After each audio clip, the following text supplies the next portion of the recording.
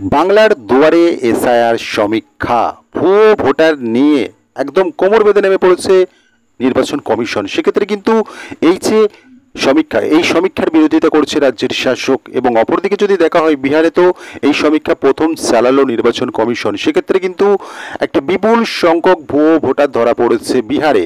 সেক্ষেত্রে যারা সেই ভুয়ো ভোটারের ভোট বাক্সটা পেত, সেক্ষেত্রে তারা কিন্তু আপত্তি করছে।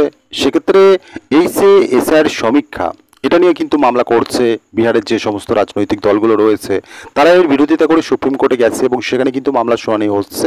সেক্ষেত্রে কিন্তু সুপ্রিম কোর্ট নির্বাচন কমিশনের এই পদক্ষেপে হস্তক্ষেপ করেনি, কিন্তু বিশেষ কিছু নির্দেশ দেওয়া হয় বা আর্জি রাখা হয় সুপ্রিম কোর্টের তরফে। নির্বাচন কমিশনকে বলা হয় যে তারা যে নথিটাকে নাগরিকত্বের মুখ্য প্রমাণ হিসাবে গুরুত্ব দিচ্ছে, সেক্ষেত্রে অন্যান্য যে সমস্ত আনুষঙ্গিক নথিগুলো রয়েছে, Aadhaar card, voter card, ration card, এগুলোকে নিয়েও যাতে তারা বিবেচনা করে। এর ঊর্ধ্বে কিন্তু নির্বাচন কমিশন আর কিছু করেনি। তারা নির্বাচন কমিশনের কাছে হলফনামা চেয়েছিল, সেক্ষেত্রে নির্বাচন কমিশনও হলফনামা জমা দিয়েছে। তারা কি কি কারণে এই যে জন্ম সার্টিফিকেট সেটাকে নাগরিকত্বের মুখ্য নথি হিসাবে গণ্য করছে, সেই সমস্ত কারণগুলো কিন্তু তারা দর্শে দিয়েছে সুপ্রিম কোর্টে। সেক্ষেত্রে কিন্তু আমরা জানি যে সাম্প্রতিককালে বিহারের পর এই সমীক্ষা বাংলাতে হবে। সেক্ষেত্রে কিন্তু ইতিমধ্যেই এই সমীক্ষা শুরু করার প্রস্তুতি কিন্তু নির্বাচন কমিশন নিয়ে নিয়েছে। এবং বাংলায় নির্বাচন আধিকারিক যারা রয়েছে তারা তো সর্বতভাবে প্রস্তুত রয়েছে। নির্বাচন কমিশন যখনই গ্রিন সিগন্যাল দেবে তখনই তারা কাজ শুরু করে দেবে।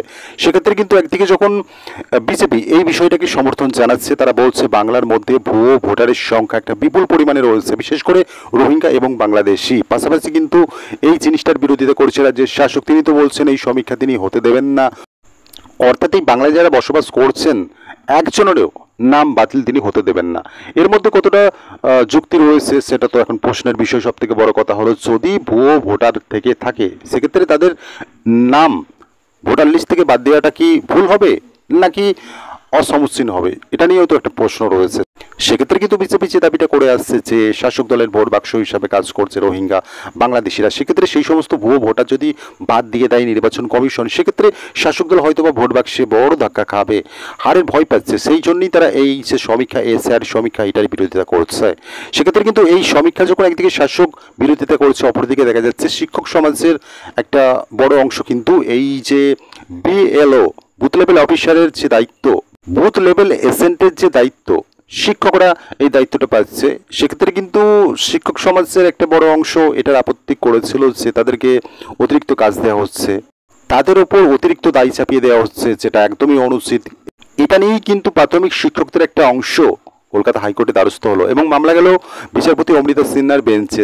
সেক্ষেত্রে তারা বলছে সোমবার থেকে শনিবার পর্যন্ত তারা কাজ করে, মাঝে মাত্র একদিন তারা সময় পায় রবিবার। সেক্ষেত্রে তাদের উপর তাদের অন্যান্য আনুষঙ্গিক কাজও রয়েছে, কিন্তু তাদের উপর অতিরিক্ত দায় চাপিয়ে দিচ্ছে ইলেকশন কমিশন। এটা নিয়ে কিন্তু তারা আপত্তি করছে। সেক্ষেত্রে কিন্তু শিক্ষকদের আর্জি সেটা কিন্তু মান্যতা দিল না হাইকোর্ট।